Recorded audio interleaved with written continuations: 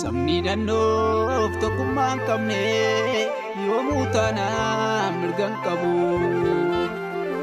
Sabni naannoof tokkummaa qabu yoomuu taanaan mirgan dhabu. Kanaaf koodee koyaatiru hidhannoo qofaa carraan jiru falli jiru.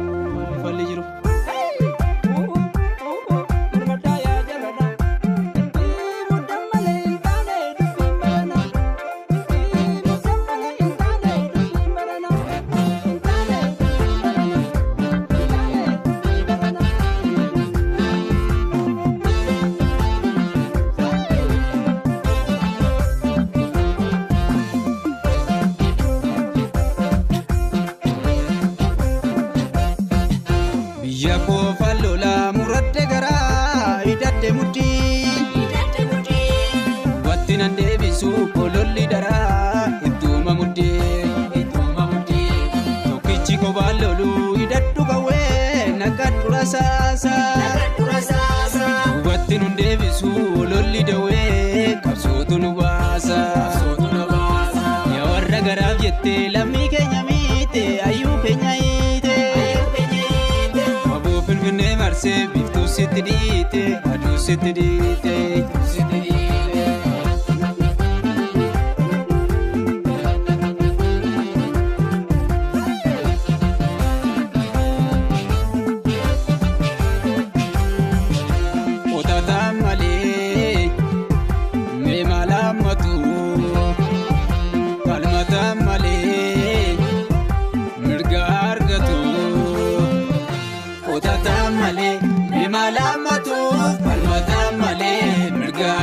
Waboogota ko leenca bosonaa inni Oromoo qawwee keenunaa absoona dhooftu hin qabduun tolaa bilisa ba'uuf hidhadhaa lolaa.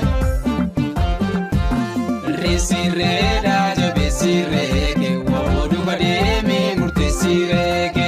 Reessirreedhaa jabeessirreeko wabootti makaamee murteessirreeko. Ayyoo galmaan gahuuf takkaan qabu yaadu Finfinneetti maarsee sanyii gadamsaaddu.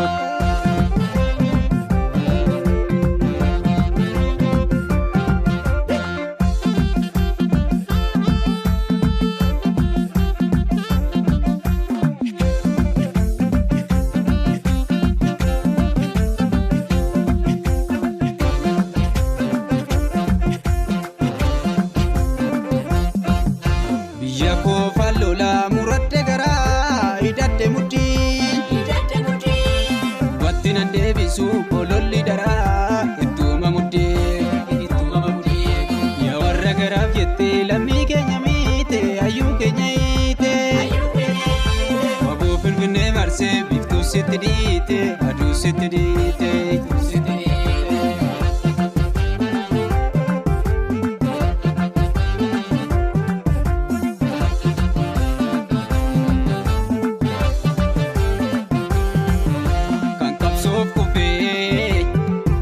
Seenaafni keenya kaayyoo jaalanii nu galmaan keenya Oromoof jedhee lubbuu saalatee awwaajaas dhabee bineensa nyaatee kan qabsoof kufe.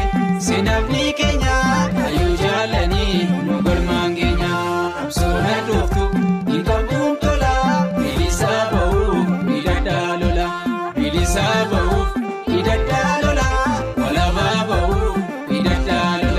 Bilisa ba'uuf hidhadhaa lola walabaa ba'uuf hidhadhaa lola.